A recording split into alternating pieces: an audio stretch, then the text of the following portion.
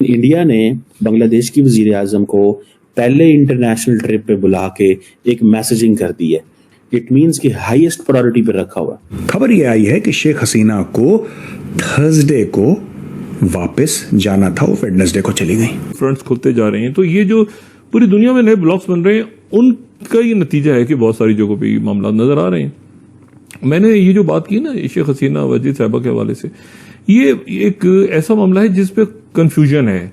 अंदाजा इस बात से लगा सकते हैं कि जो दौरा 2 दिन का होना था, बांग्लादेश के प्रधानमंत्री ने उसे कट शॉर्ट करके आधे में ही छोड़ दिया है। भारत ने जो है वो बांग्लादेश के लिए ई वीजा जो है वो ऑफर किया है, यानी कि अब भारत को जो है वो ई वीजा शुरू करने का ऐलान किया गया है बांग्लादेश के लिए, और वो भी उन लोगों के लिए जो मेडिकल के लिए जाना चाहते हैं। India has launched its commitment to assist Bangladesh in the conservation and management of Teesta River. साथ में मैं आपको ये भी बताऊं कि भारत की जो मेक इन इंडिया जो आउटरीच है वो बढ़ रही है।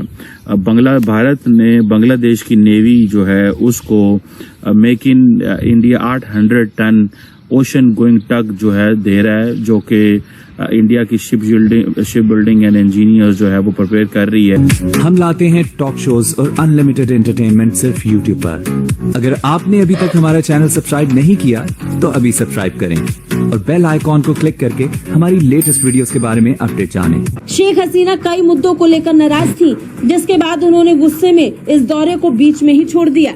शेख हसीना को प्रस्तावित दौरे के हिसाब से बीजिंग में 1 दिन और रुकना था, लेकिन उन्होंने अपनी यात्रा 1 दिन कम कर दी और उन्होंने बांग्लादेश वापस आने का फैसला ले लिया। आखिरी दिन के बीजिंग में तय कार्यक्रम उन्होंने सब कुछ रद्द कर दिया। खुलते जा रहे हैं, तो ये जो पूरी दुनिया में नए ब्लॉक्स बन रहे हैं उनका ये नतीजा है कि बहुत सारी जगहों पे ये मामला नजर आ रहे हैं। मैंने ये जो बात की ना शेख हसीना वजीर साहबा के हवाले से, ये एक ऐसा मामला है जिसपे कंफ्यूजन है। बांग्लादेश जो है उसकी प्राइम मिनिस्टर अभी हाल ही में इंडिया आई हुई थी, 2 दौरे किए उन्होंने 15 दिनों में। एक स्टेट विजिट था और एक वैसे था।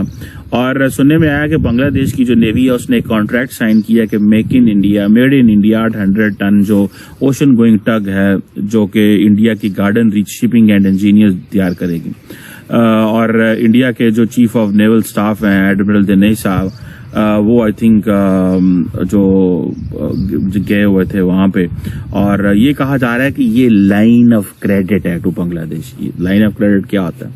ठीक है जी, इट मीन्स कि हम आपको, इंडिया क्या कहता है जी, लेट से हम आपको $100 मिलियन की लाइन ऑफ क्रेडिट देते हैं, आप इस चीज की हमारे से चीजें खरीद सकते हैं।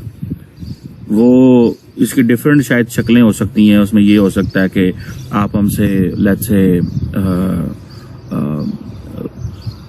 उधार खरीद लें, आप हमसे जो है वो लेट पेमेंट पे खरीद लें, लेकिन हम आपको इतना मार्जिन देते हैं कि आप चीजें हमसे खरीद सकें। Line of credit. मुझे याद है जब इमरान खान गए थे वहां पे, क्या नाम है यार उसका, श्रीलंका गए, तो वहां पर उन्होंने $50 मिलियन की line of credit the for defence equipment. उनको तो कुछ और चाहिए यार, उनकी जिंदगियों में तो कुछ और मसले मसाइल हैं, हमने उनको डिफेंस की लाइन ऑफ क्रेडिट दे दी। बहरहाल जाहिर बात है जो उनकी जिंदगियों में मसले प्रॉब्लम है, हमारे भी वही प्रॉब्लम है, वो भी डिफॉल्ट हो गए और हम होने जा रहे हैं। मतलब बहुत सारे लोगों की यही ऑब्जर्वेशन है। अब इंडिया और बांग्लादेश जो है, देखे हैं कि ये जो इनके डिफेंस रिलेशनशिप है, ये मैरीटाइम जो डोमेन के अंदर, ओशन इकोनॉमी के अंदर, स्पेस एंड टेलीकम्युनिकेशन के अंदर, ये बड़ा नेक्स्ट लेवल पे जा चुका हुआ है। और शेख हसीना वाजिद समझती हैं कि इंडिया का, बांग्लादेश का मुस्तकबिल समहाउ इंडिया के साथ है, सो इसीलिए वो बहुत ज्यादा रेलिवेंस देती हैं। तो इसलिए उन्होंने अपनी वो कहा, आइए ना आप कभी बांग्लादेश में, नरेंद्र मोदी साहब को कहा आइए ना आप कभी बांग्लादेश में, आप देखें बांग्लादेश को। वो पूरा सेंटेंस अच्छे से कंप्लीट नहीं कर पाई थी, लेकिन फिर भी वो that was an invitation to prime minister Modi कि आप आए और आके वहां पे। सो बांग्लादेश के अब इंडिया क्या चाहता है, इंडिया बांग्लादेश को खींचना चाहता है, but remember China has so much to offer to Bangladesh that Bangladesh cannot say no. One point. Second point जो important point है, एक तो ये point हो गया। दूसरा point क्या है कि जिस तरह अमेरिका है so much to offer to India कि वो कुछ भी नहीं करेंगे, जो इंडिया नहीं छोड़ सकता अमेरिका को, ठीक है। रशियंस जो भी ऑफर करें, तो ये सेम स्टोरी है, ठीक है जी। अब देखिए, बांग्लादेश का 80% जो फॉरेन करेंसी आती है ना, वो आती है कपड़े से, गारमेंट इंडस्ट्री से। उसका जो मेजॉरिटी इक्विपमेंट है ना, वो रॉ मटेरियल कहाँ से आता है? चाइना से। तो बांग्लादेश कहाँ जाएगा? आज वो रॉ मटेरियल आना बंद हो जाए। अब फॉर एग्जांपल इंडिया के अंदर अगर $100 बिलियन की चाइना से इंपोर्ट होती हैं, तो उनमें से बहुत सारी चीजें ऐसी भी हैं जो एक्सपोर्ट होती हैं। इंडिया सरवाइव कर सकता है, उसकी वजह मैं बताता हूं। इंडिया क्यों चाइना के बगैर सरवाइव कर सकता है? इंडिया की मार्केट बड़ी डाइवर्सिफाइड है। इंडिया की मार्केट मतलब they are linked in South America, they are linked in Asia Pacific, they are linked in Africa, they are linked in Asia, they are linked in Central Asia, they are linked in Middle East। उन्होंने अपने आप को diversify किया हुआ है। ये इन चीजों को समझने की जरूरत है।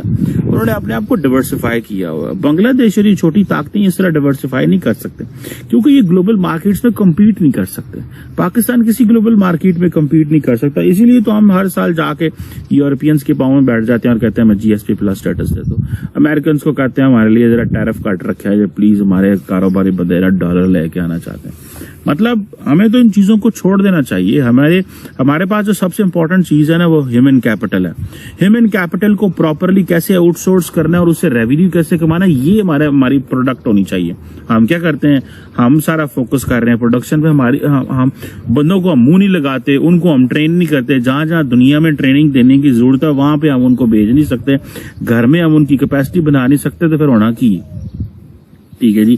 जैसे वो कहते हैं ना, बांग्लादेश वो बड़ी पोर्ट्स बनाना चाहता है, वाटरवेज रेल बनाना चाहता है, रोड कनेक्टिविटी बनाना चाहता है। इंडिया जो है उसने, मेरे ख्याल है कि बांग्लादेश को लोन दिया था पिछले 8 सालों में को $8 बिलियन कि अपना इंफ्रास्ट्रक्चर एक्सपेंड करे। तो चेक करो यार, इंडिया बांग्लादेश को $8 अरब का लोन दे रहा है। हमारे यकीन कर के हमारे इंडिया से ताल्लुकात अच्छे होते हैं, ऐसा कुछ 1, 2, 4, 6 अरब ले लेना चाहिए ना करो। इनके मिलिट्री इक्विपमेंट जो खरीदा है बांग्लादेश ने चाइना के साथ, उसमें काफी हद तक काफी इश्यूज आ रहे हैं। उनके एक वैरायटी ऑफ टैंक्स है जो सो कॉल्ड चाइनीज का one of the best tanks and this and that, लेकिन उसके बैरल लूज हो जाते हैं, उसके टर्रेट लूज हो जाते हैं जब भी वो फायर करता है। तो बांग्लादेश ने जब उनको बताया कि साहब ये प्रॉब्लम है, ये क्या कचरा बेचा है आपने हमको, चाइनीज ने उनको जाके बोला कि साहब आपने एम्यूनिशन तो पाकिस्तान से ली है, क्योंकि ये वाली एम्यूनिशन पाकिस्तान बनाता है। तो as a matter of fact problem ये है कि पाकिस्तान की एम्यूनिशन खराब है, हमारे टैंक में कोई प्रॉब्लम नहीं है, आप गलत चीज बोल रहे हो।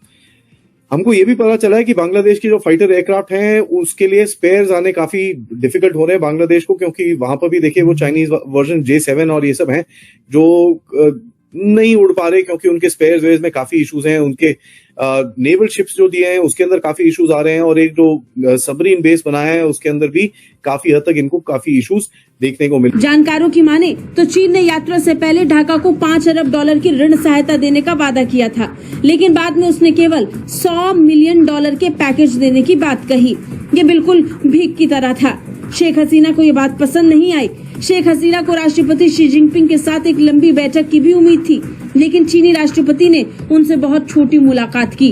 औपचारिकताओं से भरी इस मुलाकात में बांग्लादेश के प्रधानमंत्री को अपने देश के लिए कुछ खास नहीं मिला, लिहाजा वो वापस लौट आई। तो आपको ये वीडियो कैसा लगा कमेंट बॉक्स में जरूर लिखिए। इस वीडियो को लाइक कीजिए, शेयर कीजिए, सब्सक्राइब करना ना भूलिए आपके चैनल EFCZ को। तो मिलते हैं अगली वीडियो में। जय हिंद।